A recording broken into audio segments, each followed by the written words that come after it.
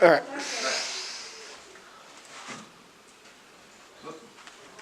Robbie, you hit my Oh, slides for me. You're not going in there. You're going back there. Yeah. Kind of good to have this in it now that you can see these. Yeah, that's much better. So now, we're talking about a foolish farmer in the book of Luke, chapter 12, verses 13 to 21. You know, what this parable does is actually teaching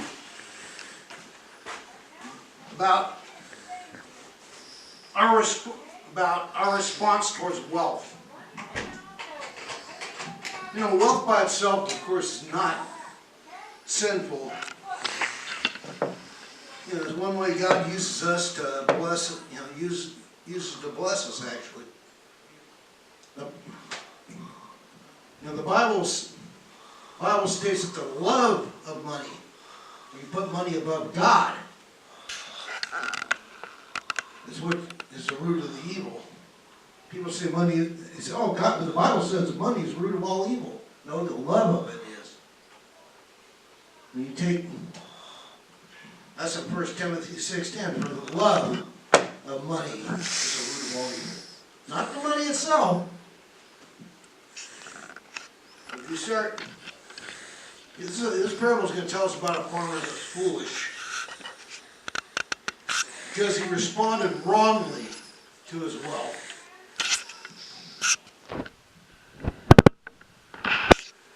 Let's take a look at that let's see, how was he foolish? Well, we can say he didn't see the wealth as coming from God.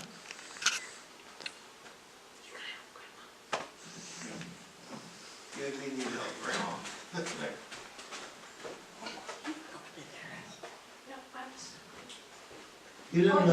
He didn't see that wealth as coming from God. You know, there's no instance in the Bible where he actually thanked God for that big harvest that he had. So we'll take a look in this book of Luke here. I'll give you the idea of what we did. Okay, let's go.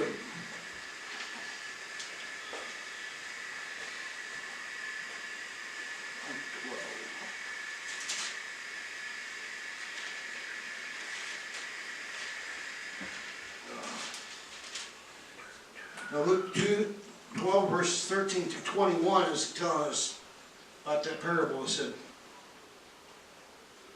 someone in the crowd had said, teacher, tell my brother to just divide the inheritance with me.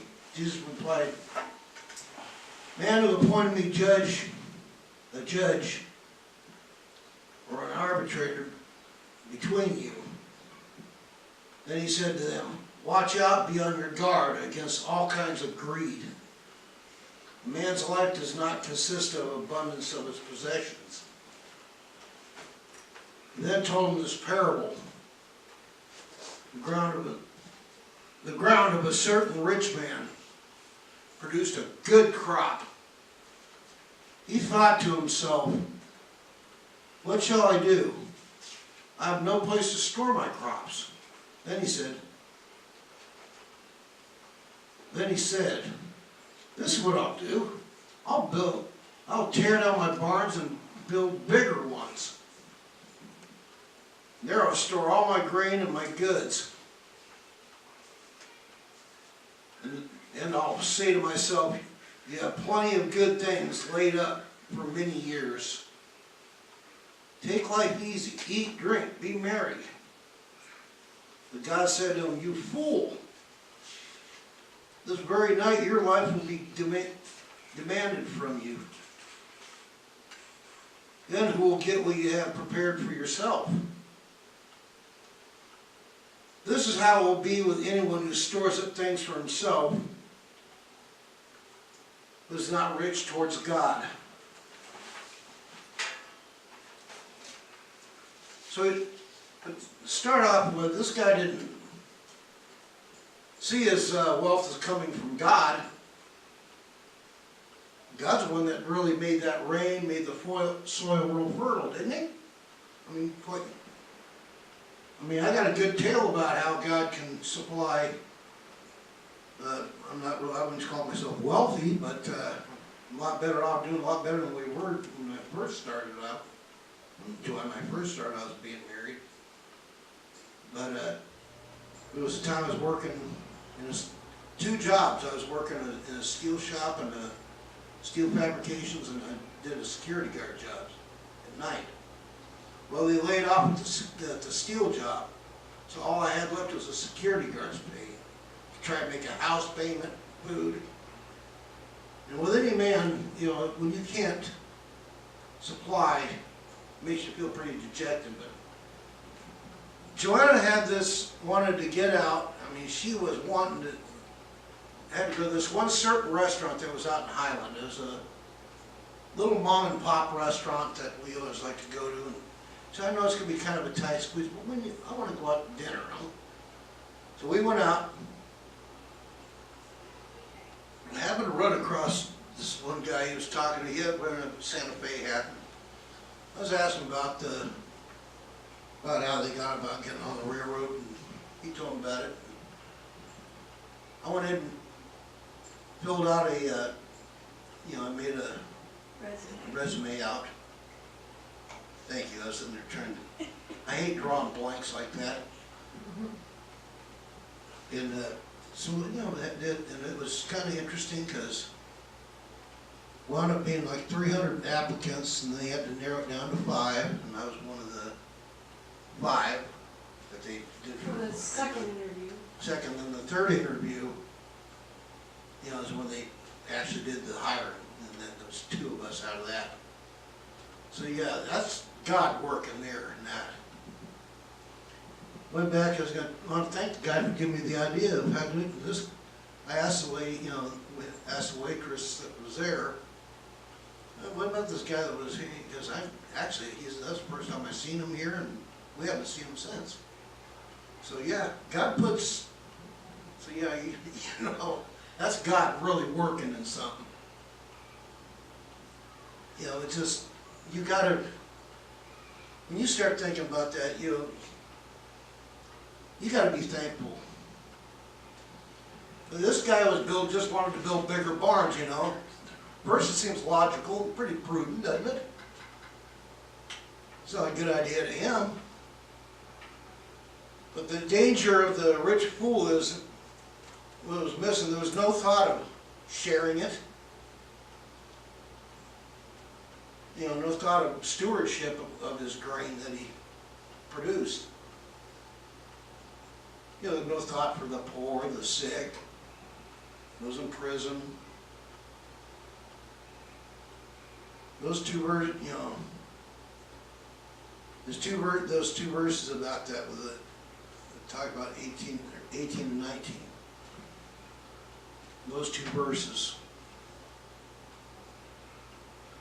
The personal pronoun my occurs 4 times.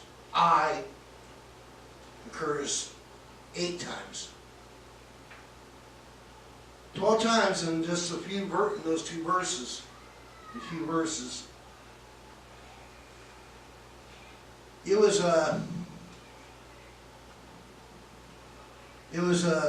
reached a pretty faithful conclusion, didn't he? I'll say it myself, I got to, eat, drink, and be merry. When you get when you get that type of stuff, it's, you lose track of who actually provided that wealth for you. And you start thinking about the unholy Trinity. Anybody here know what the unholy Trinity is? Me, myself, and I. Exactly. Me, myself, and I. That's the unholy Trinity. That's a good way to think about it. Another probably way he was foolish, he was preoccupied with his wealth. Wanted more, wanted more, wanted more.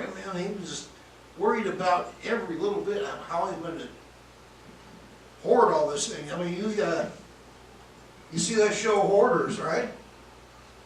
People storing up, keep wanting to save up stuff, save stuff, and save stuff. Pretty soon you got stacked to the ceilings, you got them, you're crawling over boxes to get places. God does not want us to be hoarders. If He blessed me with a decent amount of money, I'm blessing others with it. I'm going to be working, I'm going to be using that towards blessings, not necessarily give the person money, but maybe supply a need they might have. And that doesn't necessarily have to be money. It could be your talents you got, your time. You just, I mean, somebody just may want somebody to talk to. How hard is it to give them a few minutes of your time? In fact, I wish I could have brought up the Google review we got from one guy I talked to, because he was calling around churches looking for somebody that he just wants somebody to talk to. You know, he didn't need money, he didn't need anything else. He just wanted to unload some burdens. You know, no pastor around would go down there to the truck stop and see him. And that's really a shame. When somebody won't give them maybe 10, 15 minutes of their time. That's all I visited with a guy for 15 minutes and he really enjoyed it. He wrote a fantastic review on Google. When they found our church, you know, we found our church there. And he wrote a great review of it. And that gives a good testimony to God right there when you do that. Don't be so preoccupied with your time, your money, that you forget about everybody else.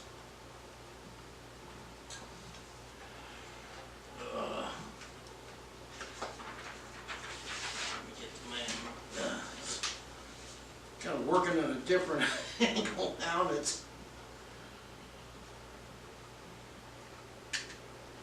He relied on his wealth for security. That's,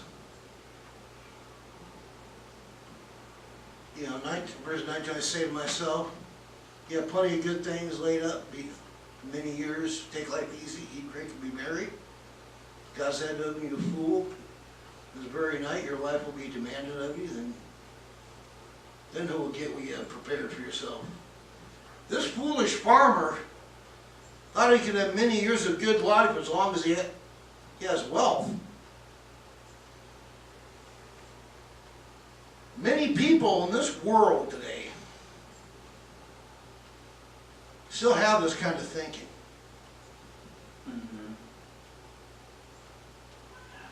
What should our security be in? It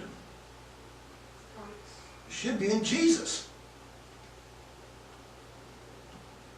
Because we can have all kinds of money, but if you don't have Christ, you're not getting to heaven. You can't bribe God. Because guess what? That wealth you got is God's. He just wanted 10% of it back, you know, like with your tithing. Or through time, or however you got to do it. You know, actually, when you look at this, it's kind of interesting. The psalmist said that, you know, when the Lord said that with the Lord as his God, he shall have no lack in anything. His security is in God. I mean, look at first verse of Psalm 23. The Lord is my shepherd, I shall not want.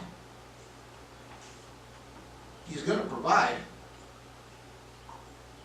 I mean, he's not going to just slam down a bag of food if you need it, but I mean, he'll help you with the means to get it.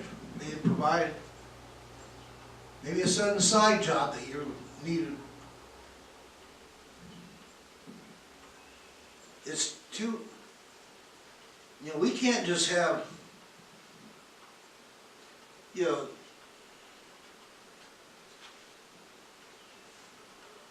we just can't have the, you know, just can't have it all right there. And just can't have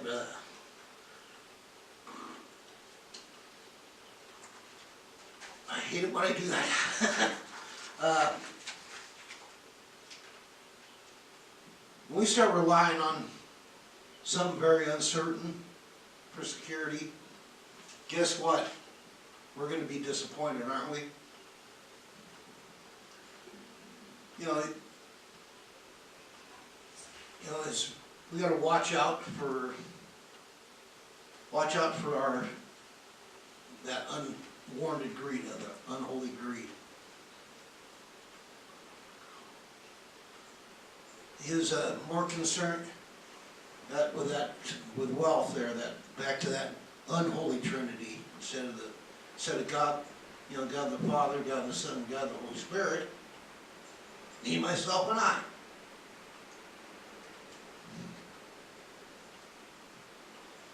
He wanted to use his wealth only for his personal enjoyment. I mean, yeah, use some of your wealth for your personal enjoyment, yeah.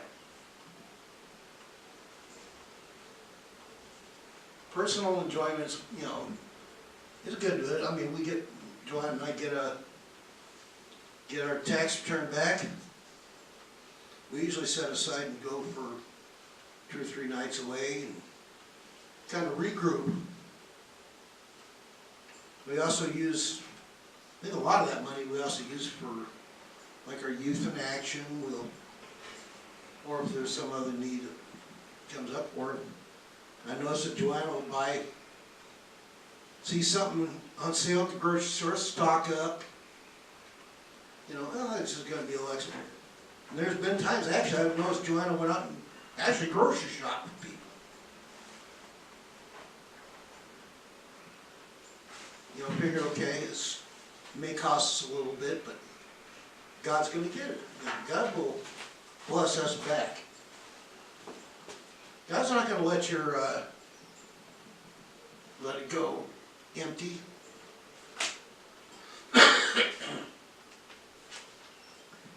You know, that's in 12:19, you know, and say to myself, but plenty of good things will live and be married, you know. This philosophy of life, God says that He will only be rich in this world, but not towards God, though.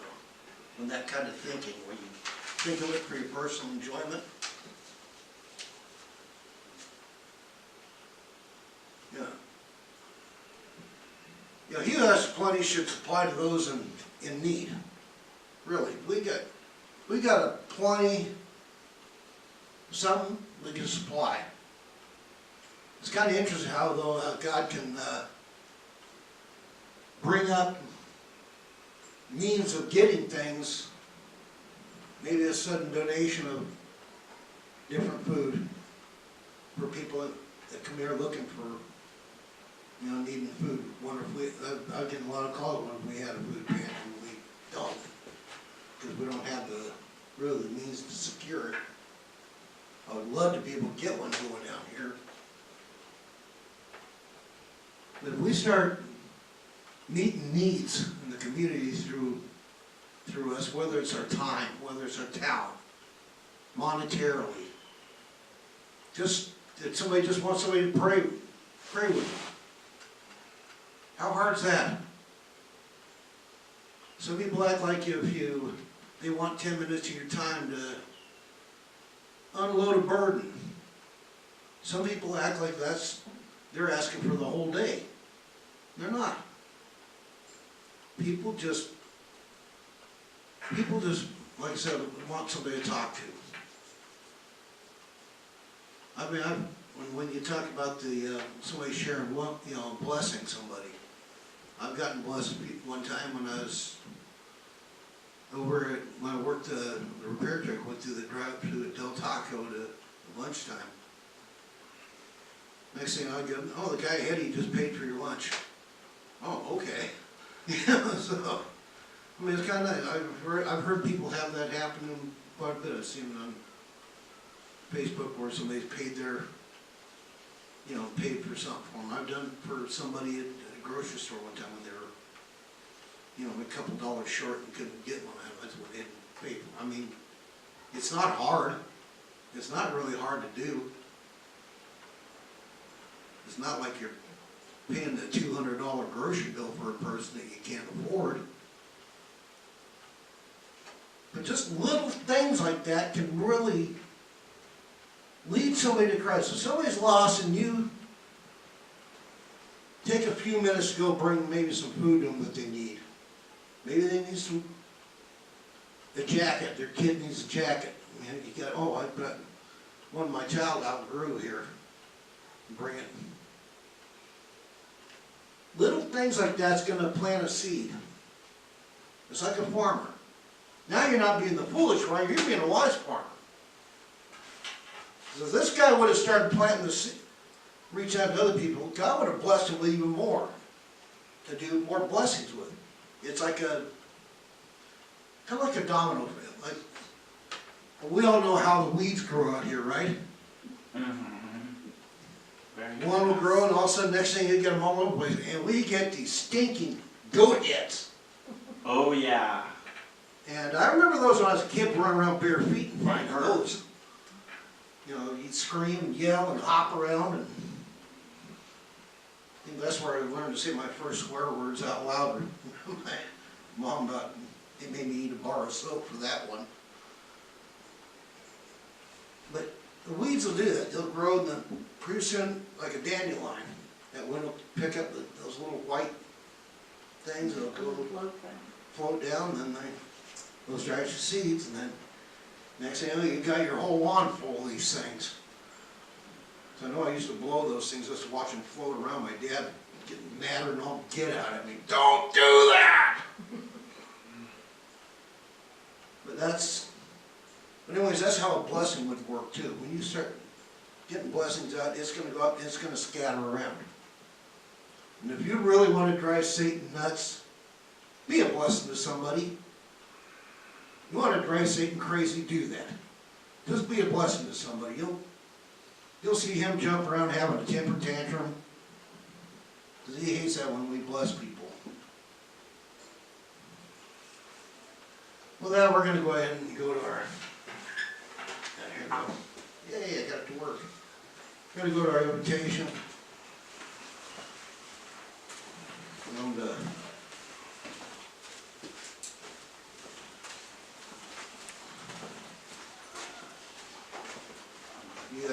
you know how to do the thing, because I don't know if you want to add something onto it. I don't know if you have anything to add onto it, testimony to add onto it, or... Could you take the books that Mom needed, that I left for her? Yeah. Okay, thank you. She doesn't answer her door either if I knock. Or ring the bell, it just doesn't. Oh, you got the clicker? no. Okay. Yeah, I've got the clicker, but Oh. I don't, She's gotta have longer arms. Holiness, holiness is what I long for. Holiness is what I need. Holiness, holiness is what you want from me.